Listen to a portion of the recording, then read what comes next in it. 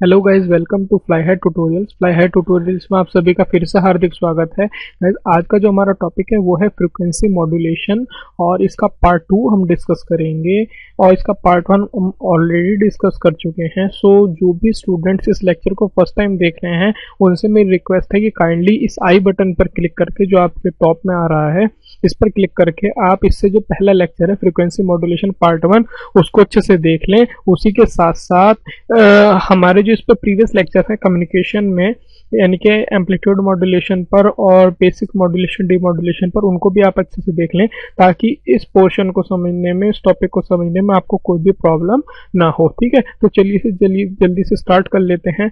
आज जो हमारा टॉपिक है वो है एफएम जनरेशन का। ठीक है, जैसे कि हमने जो एम्पलीट्यूड मॉड्यूलेशन वाला चैप्टर डिस्कस किया था उसमें हमने एम जनरेशन की कुछ टेक्निक्स के बारे में बात की थी। ठीक है, अगर हम बीएसएनएल जेईई एग्ज़ाम की बात करें या कुछ और भी फर्दर एग्ज़ाम की बात करें तो उनमें ज़्यादा हमें इसका वर्किंग जो होती है और ऑपरेटिंग प्रिंसिपल उन पर ज़्यादा हमें पढ़ने की ज़रूरत नहीं है। हम जस्ट यहाँ पे थोड़ा सा ओवरव्यू लेने की कोशिश करेंगे ताकि हमारे एग्जामिनेशन पॉइंट ऑफ व्यू से वो इनफ हो। ठीक है, तो चलिए एक बार देख लेते हैं कि एफएम जनरेशन में होगा क्या।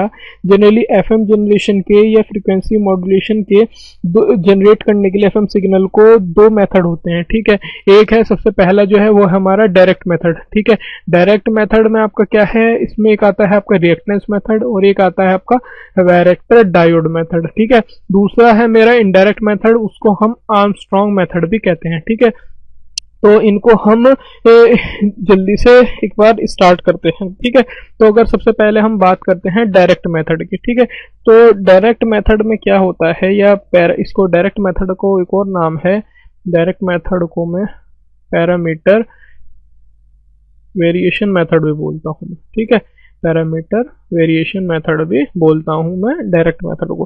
ठीक है, इसमें जनरली होता क्या है, डायरेक्ट मेथड में या पैरामीटर वेरिएशन मेथड में जो बेसबैंड और या मॉड्यूलेटिंग सिग्नल होता है वो डायरेक्टली मॉड्यूलेट करता है कैरियर को। डायरेक्ट से क्या है कि कैरियर को डायरेक्टली मॉड्यूलेट करेगा मॉड्यूलेटिंग सिग्नल। ठीक है, और जो कैरियर सिग्नल है वो आपको पता है जनरेट किया जाता है with the help of oscillator circuit.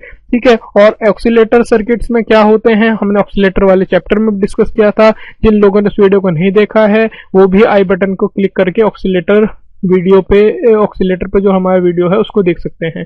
तो ऑक्सीलेटर में मैंने बताया था आपको कि एल और सी यानी कि ये जो हमारे कंपोनेंट थे बेसिकली यूज करते हैं, तो वो जनरेट करता है हमारा क्या, इस केस में कैरियर सिग्नल्स को। ठीक है, और उसकी फ्रीक्वेंसी भी मैंने वहां पे डिनोट की थी, यहाँ पे भी हल्की से बताता हूँ। तो ओमेगा सी इक्वल टू क्या थी, 1/√LC। ठीक है, जस्ट जनरल बात बताइए मैंने आपको। ठीक है, तो डायरेक्ट मेथड में और पैरामीटर वेरिएशन मेथड में जनरली होगा ये। ठीक है, यहाँ पर एक और टर्म आती है जिसमें काफी लोग कंफ्यूज होते हैं, वो है एक वीसीओ। वीसीओ क्या है आपकी, ये है आपका वोल्टेज कंट्रोल्ड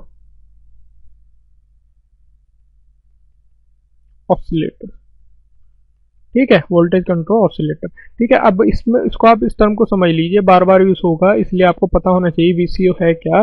तो वोल्टेज कंट्रोल ऑसिलेटर, और वीसीओ क्या है, एक ऑसिलेटर सर्किट है। ठीक है, जिसमें जो इसकी फ्रीक्वेंसी होती है, ठीक है, यानी कि जो वीसीओ की जो फ्रीक्वेंसी है वो कंट्रोल की जाएगी बाय द मॉड्यूलेटिंग वोल्टेज। ठीक है, अगर सपोज कीजिए इसकी फ्रीक्वेंसी जो है वो आपकी मॉड्यूलेटिंग वोल्टेज कंट्रोल कर रहा है तो उस तरीके के जो ऑक्सीलेटर सर्किट होगा उसको मैं वीसीओ कहूंगा। ठीक है, तो ये होप समझ में आया होगा वीसीओ का एक जनरल आइडिया क्या होता है वीसीओ। ठीक है, अब इसमें जो दो मेथड थे, एक था आपका रिएक्टेंस मॉड्यूलेटर मेथड और एक है वैरेक्टर डायोड मेथड। ठीक है, तो रिएक्टेंस मेथड, जो रिएक्टेंस मॉड्यूलेटर मेथड है, इसमें आपको बता दें कि डायरेक्ट एफएम जनरेशन का मेथड है। इसमें जनरली होगा क्या, जो इंस्टेंटेनियस फ्रीक्वेंसी होगी कैरियर की, ठीक है, उसको डायरेक्टली चेंज करेंगे हम विद द मैसेज सिग्नल। ठीक है, इसके लिए हम सर्किट जो यूज करते हैं वो यूज करते हैं हम वीसीओ। ठीक है, जैसे कि मैंने अभी इसमें लगभग डायरेक्ट मेथड में लगभग सभी कुछ बता दिया, तो रिएक्टेंस मेथड में जनरली हम यही सब यूज करेंगे। ठीक है, वीसीओ का यूज करेंगे और ऑक्सीलेटर सर्किट होगा। ऑक्सीलेटर सर्किट में आपको पता है एल और सी वगैरह होंगे। ठीक है, तो ज्यादा डिटेल में नहीं जाएंगे, जस्ट आप समझ लीजिए कि डायरेक्ट मेथड कौन कौन से हैं। एक है रिएक्टेंस मेथड, दूसरा है वैरेक्टर डायोड मेथड। ठीक है, अब दूसरा जो मेरा है वैरेक्टर डायोड मेथड, उसको आप फिगर में भी देख सकते हैं। इसमें वैरेक्टर डायोड मेथड में क्या है, इसमें एक जो है आपका वैरेक्टर डायोड होता है। ये देखिए वैरेक्टर डायोड का सिंबल ये है, जो एक इसमें आपका BSNL JEE एग्जाम के लिए एक टॉपिक है सिंबल्स का भी, तो वो भी आपको यहाँ पे क्लियर होगा कुछ एक, कि इसका सिंबल कुछ इस तरीके से होता है वैरेक्टर डायोड का। ठीक है, डायोड का आपका निशान है, इसके आगे ये कैपेसिटर लगा हुआ है। ठीक है, ये इस तरीके का कुछ होता है।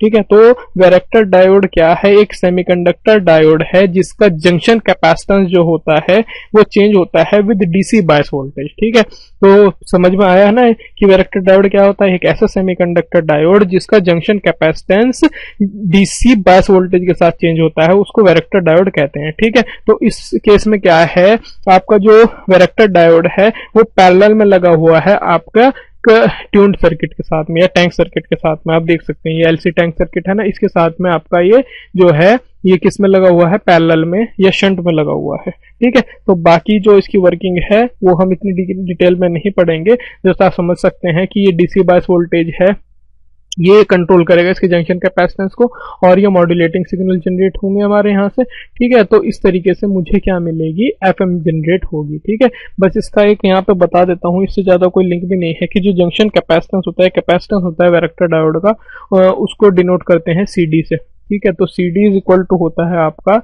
K/√VD। ठीक है, बस आप इसको यहीं पे ये ध्यान रखें। ठीक है, तो इससे ज़्यादा इसमें और कुछ समझने के लिए नहीं है। ठीक है, दो मेथड हैं डायरेक्ट मेथड के, reactance method and varactor method, varactor diode method. ठीक है, होप कि ये जो कॉन्सेप्ट है आपको काफी हद तक क्लियर हुआ होगा। ठीक है, नेक्स्ट मेरा क्या है, नेक्स्ट है मेरा इनडायरेक्ट मेथड, मैं जिसको आर्मस्ट्रॉन्ग मेथड भी कहता हूँ। ठीक है, जनरली जो इनडायरेक्ट मेथड है या आर्मस्ट्रॉन्ग मेथड है, इसकी जरूरत क्यों पड़ी, जो देखिए आपका जो डायरेक्ट मेथड है या FM के जनरेट करने के लिए जो डायरेक्ट मेथड मैंने अभी लास्ट टाइम डिस्कस किए हैं, उनमें बेसिकली स्टेबिलिटी की प्रॉब्लम आती है। ठीक है, कि हायर ऑर्डर ऑफ स्टेबिलिटी नहीं हो पाती है कैरियर फ्रिक्वेंसी की। ठीक है, तो स्टेबिलिटी को बेसिकली इंप्रूव करने के लिए ही आर्मस्ट्रॉन्ग मेथड आपका यूज में लाया जाता है।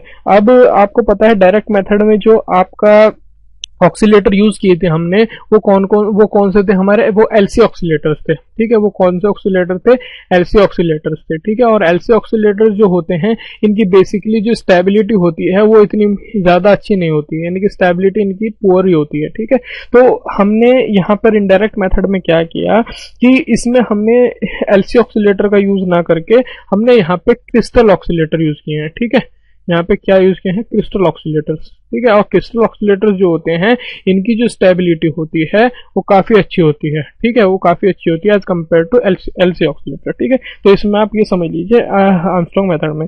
और इसमें एक चीज और समझ लीजिए कि आर्मस्ट्रॉन्ग मेथड जो बेसिकली यूज करता है जनरेट करने के लिए फ्रीक्वेंसी मॉड्यूलेटेड वेव को, फेज मॉड्यूलेटर का यूज करता है, यानी कि जो हमें सिग्नल मिलेगा या हमें जो फ्रीक्वेंसी मॉड्यूलेटेड वेव मिलेगी उसके लिए हम फेज मॉड्यूलेटर का यूज करते हैं। ठीक है, फेज मॉड्यूलेटर में बेसिकली मैं इसकी वर्किंग में ज्यादा डीप नहीं जाऊंगा, आप बस समझ सकते हैं, इसीलिए मैंने यहाँ पे फिगर आपको दिया हुआ है कि फिगर से आप काफी कुछ समझ सकते हैं। यानी कि यहाँ से इनपुट ऑडियो इनपुट होगी, ये बैलेंस मॉड्यूलेटर है, ये जनरेट करेगा, क्रिस्टल ऑक्सीलेटर है, 90 डिग्री फेज शिफ्ट आएगा, एडर है, कुछ फ्रीक्वेंसी मल्टीप्लायर लगे हुए, फ्रीक्वेंसी मल्टीप्लायर जल्दी निकल करते क्या है, फ्रीक्वेंसी को मल्टीप्लाई करते हैं। ठीक है, क्रिस्टल ऑक्सीलेटर है, फाइनल पावर एम्पलीफायर है, और ये एंटीना लगा हुआ है। ठीक है, तो जस्ट एक ओवरव्यू आप ले लें यहाँ से। बेसिकली जो एग्जाम में अगर आएगा तो आपसे यही पूछेगा आर्मस्ट्रॉन्ग मेथड किससे बिलोंग करता है, तो आपको पता होगा तो आप उसको टिक कर सकते हैं। ठीक है, होप कि ये जो मेथड है इनडायरेक्ट मेथड का कुछ जो ओवरव्यू जनरल देना चाहा मैंने आपको, वो समझ में आया होगा।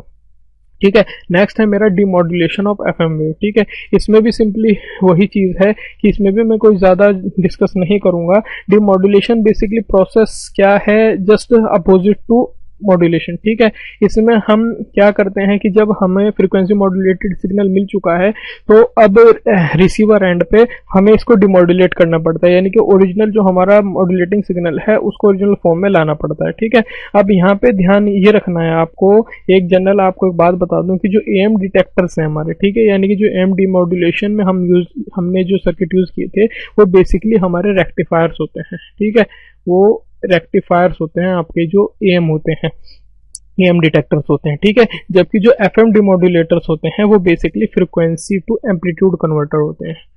ठीक है, ये आपको मैंने क्वेश्चन भी क्लियर कर दिया, फ्रीक्वेंसी टू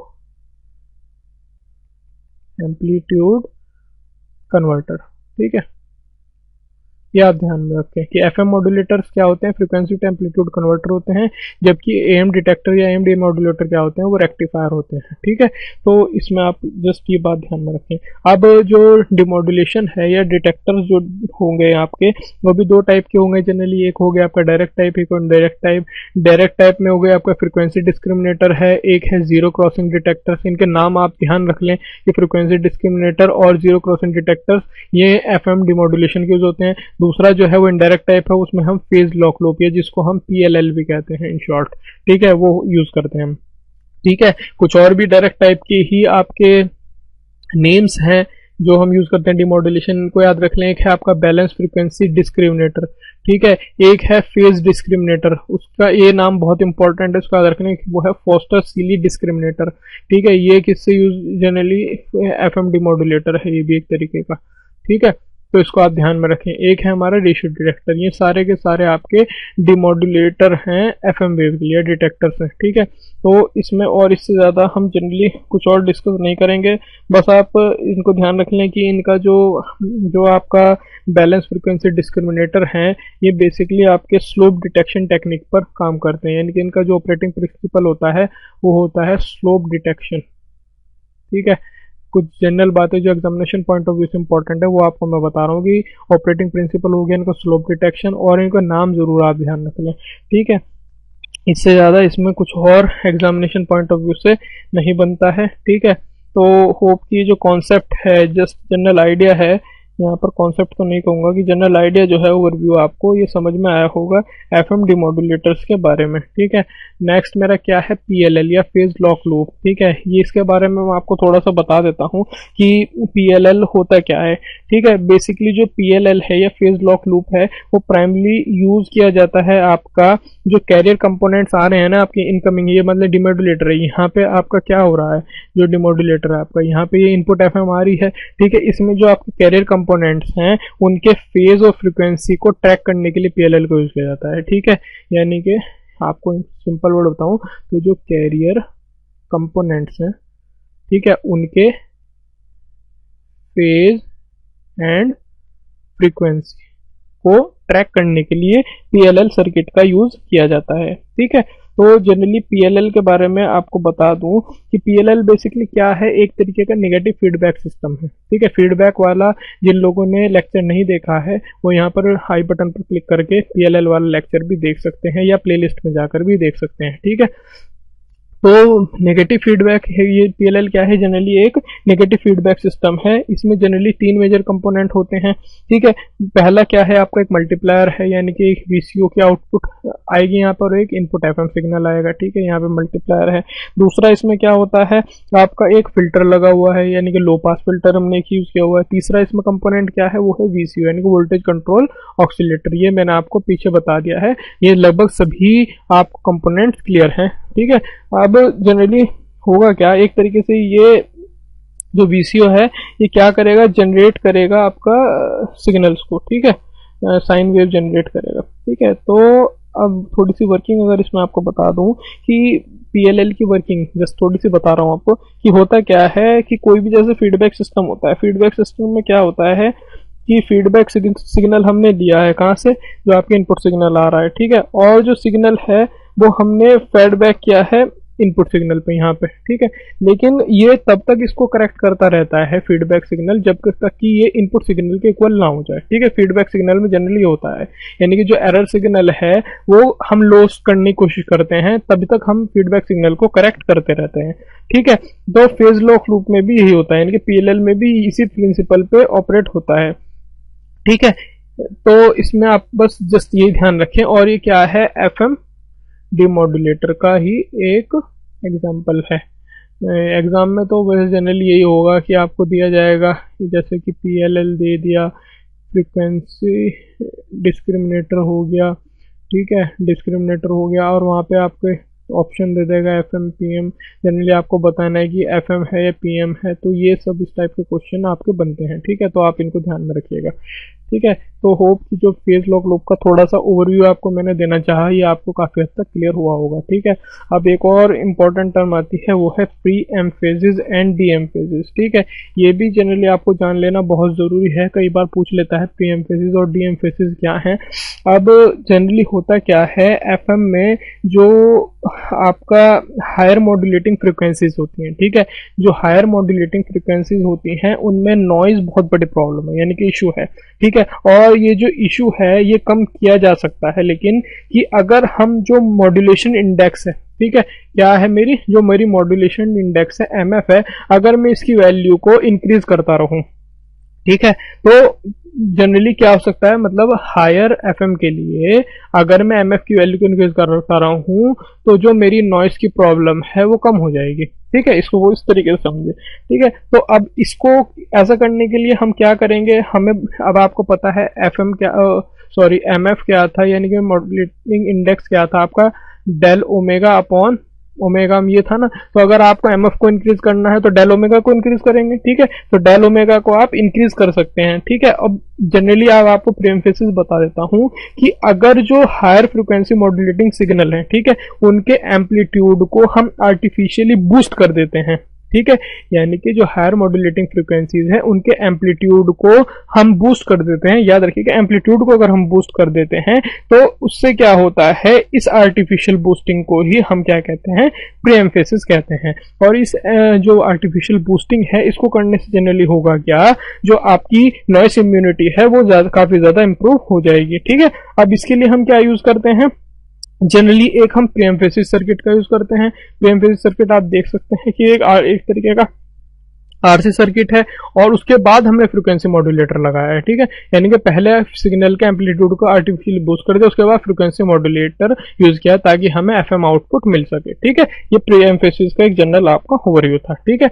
जबकि जो डी एम्फेसिस है, डी एम्फेसिस क्या है, just opposite to pre emphasis, यानी कि होगा क्या, जब हमने बूस्ट कर दिया है सिग्नल को, अब जब ये रिसीवर एंड पे मेरे को मिल गया है तो यहां पर मुझे क्या करना पड़ेगा, जो बूस्टेड सिग्नल था उसको कंपेंसेट करना पड़ेगा, यानी कि नलीफाई करना पड़ेगा ताकि जो ओरिजिनल सिग्नल है ओरिजिनल फॉर्म में वो मेरे को मिल सके। तो उसको कंपेंसेट करने के लिए ही जो प्रोसेस यूज करते हैं उसको हम डी एम्फेसिस कहते हैं, ठीक है। और ये डी एम्फेसिस का सर्किट है, इसमें आप देख सकते हैं कि वो एफएम आ रही है जो आपकी प्री एम्फेसिस के बाद आ रही है, ठीक है। उसके बाद में एफएम डिमॉड्यूलेटर यूज किया है जो हमने पीछे यूज करें, उनमें कोई सा भी यूज कर सकता हूं। उसके बाद एक आरसी सर्किट जनरली लगा हुआ है जो हमारे डी एम्फेसिस की तरह काम करेगा और यहां से ऑडियो आउटपुट मिल जाएगी मेरे को, ठीक है। तो ये जनरली आपका प्री एम्फेसिस और डी एम्फेसिस का आइडिया था कि जो आपको पता होना चाहिए, एग्जाम में भी इन पर से कुछ क्वेश्चन पूछ लेता है, ठीक है।